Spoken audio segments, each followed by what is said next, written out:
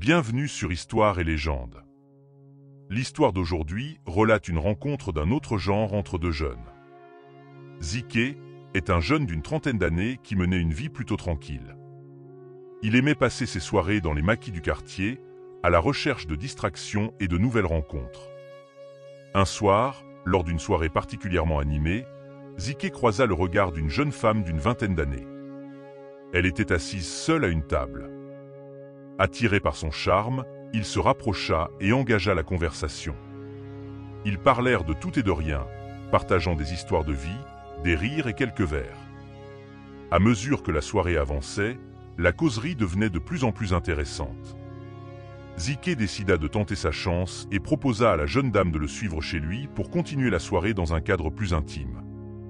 À sa grande surprise, après quelques questions du genre « J'espère que tu n'es pas marié » ou bien « Je ne veux pas d'histoire avec ta femme », elle accepta. Vous-même, vous connaissez les femmes. Cette nuit-là marqua le début d'une relation intense et passionnée. Les semaines passèrent et leur relation se renforça. La jeune femme, qui se présenta sous le nom de Cathy, semblait être tout ce que Ziké avait toujours cherché chez une partenaire. Aimante et attentionnée, juste ce qu'il fallait pour maintenir son intérêt éveillé. Cathy, de son côté, semblait apprécier la compagnie de Ziké, partageant avec lui des moments de complicité. Après quelques mois de cette idylle, Cathy annonça à Ziké qu'elle était enceinte. Cette nouvelle ravit le jeune homme, qui voyait en cet enfant à naître une autre étape de leur amour. Ils commencèrent ensemble à préparer l'arrivée du bébé, discutant de noms, de projets d'avenir et de leur nouvelle vie en tant que parents. Ziké, bien qu'ému par cette nouvelle étape, ne pouvait s'empêcher de remarquer certains comportements bizarres de Cathy. Cathy avait des habitudes étranges. Elle quittait souvent la maison très tôt le matin, avant l'aube, et ne revenait que tard le soir, prétextant des obligations dont elle refusait de parler. Chaque fois que Ziké lui proposait de rencontrer ses parents, elle évitait la question, changeant de sujet ou trouvant des excuses pour éviter la discussion. Ces comportements commencèrent à éveiller la curiosité et les soupçons de Ziké. Il craignait de confronter directement Cathy, espérant que ses inquiétudes allaient se dissiper avec le temps. Les mois passèrent, les comportements de Cathy continuaient de troubler Ziké. Chaque matin, elle quittait la maison aux premières lueurs de l'aube. Le soir, elle revenait épuisée, mais sans jamais donner la moindre explication sur ses absences prolongées. Au fil du temps, cela persistait et Ziké ne put plus ignorer la petite voix dans sa tête lui disant que quelque chose n'allait pas. Ces horaires inexpliqués commençaient à peser sur lui. Il se demandait ce que Cathy pouvait bien faire durant toutes ces heures. Plus il y pensait, plus il trouvait la situation suspecte. Pour ajouter à son malaise, Cathy refusait de le présenter à sa famille. Chaque fois qu'il proposait de les rencontrer, elle changeait de sujet ou trouvait une excuse pour éviter cette rencontre. Il se sentait frustré et inquiet. Il était profondément amoureux et ravi de devenir père, mais il voulait découvrir la vérité sur ses comportements inexplicables pour le bien de leur futur ensemble. Un matin, déterminé à découvrir la vérité, Ziké décida de suivre discrètement Cathy. Il se leva avant elle et attendit caché dans l'ombre, observant ses mouvements. Comme à son habitude, elle quitta la maison dès l'aube et se dirigea rapidement vers la lisière de la ville. Ziké la suivit à distance, veillant à ne pas se faire repérer. Après une longue marche, Cathy arriva devant une vieille maison abandonnée, à moitié enfouie sous la végétation. Ziké, caché derrière un arbre, la vit entrer dans la maison. Il attendit quelques minutes avant de s'approcher prudemment. Une fois sûr qu'elle était bien à l'intérieur, il se faufila jusqu'à une fenêtre et regarda discrètement à l'intérieur. Ce qu'il vit le laissa sans voix. Cathy semblait parler toute seule, comme si elle s'adressait à quelqu'un d'invisible avant de s'évaporer dans l'air comme un mirage. Ziké était horrifié. Il n'en croyait pas ses yeux. Il s'éloigna rapidement de la maison, son esprit en ébullition. Il attendit de reprendre ses esprits avant d'entrer à son tour dans la vieille bâtisse pour enquêter. À l'intérieur, Ziké découvrit des objets personnels qui semblaient appartenir à Cathy, des documents jaunis par le temps et des photos en noir et blanc. En fouillant davantage, il tomba sur un album de famille couvert de poussière.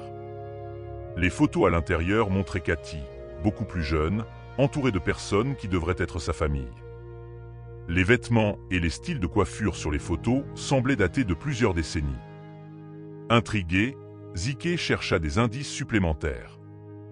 Il trouva finalement des indices sur le décès de Cathy, daté des années 70. Le choc fut immense pour Zike. Les documents et les photos semblaient authentiques. Bouleversé, il décida de chercher des réponses auprès des habitants du quartier. Zike retourna en ville et commença à poser des questions. Il découvrit que la maison appartenait à une famille connue dans le quartier et que leur fille, Cathy, était morte dans un tragique accident en 1979. Les anciens du quartier se souvenaient encore de l'incident et de la maison abandonnée. Zike comprit alors qu'il était tombé amoureux d'un revenant. Cette révélation bouleversante laissa Zike dans un état de confusion et de peur. Fort des informations troublantes qu'il avait, Zike chercha la famille de Cathy et s'y rendit. Lorsqu'il frappa à la porte, il fut accueilli par un vieil homme et une femme âgée qui le regardèrent avec une curiosité mêlée de suspicion. Il se présenta et expliqua qu'il entretenait une relation avec une femme qui se faisait appeler Cathy. Il leur montra les documents et les photos qu'il avait trouvés dans la vieille maison. À mesure qu'il racontait son histoire, il put voir la stupeur se peindre sur les visages de ses interlocuteurs. Le vieil homme, les larmes aux yeux, confirma que les photos étaient bien celles de leur fille Cathy, décédée en 1979. La famille, d'abord sceptique, fut rapidement convaincue par les preuves tangibles que Zike leur présenta. Ils lui racontèrent alors l'histoire tragique de la mort de leur fille, décédée dans un accident de voiture en revenant d'une fête. Cathy avait été une jeune femme pleine de vie, et sa mort prématurée avait plongé la famille dans un chagrin immense. Zike était sous le choc de cette révélation. Il comprit que Cathy n'était pas une femme ordinaire, mais qu'elle était une revenante. Lorsqu'il rentra chez lui, Cathy l'attendait, assise dans le salon. Son apparence avait changé. On pouvait voir dans ses yeux qu'elle savait qu'il avait découvert la vérité. Sans peur, Zike lui demanda de lui expliquer ce qui se passait.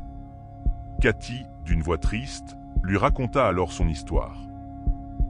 Elle confirma qu'elle était bien décédée en 1979 et qu'elle avait été ramenée dans le monde des vivants pour une raison qu'elle-même ne comprenait pas entièrement.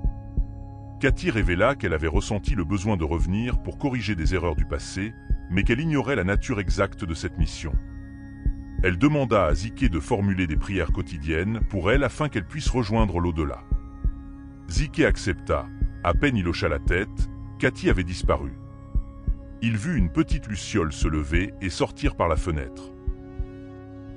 Cette histoire fit rapidement le tour de la ville, semant la confusion et l'effroi parmi les habitants.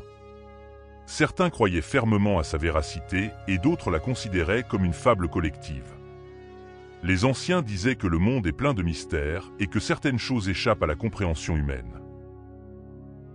Quant à vous, avez-vous déjà entendu ces genres d'histoires dans votre entourage ?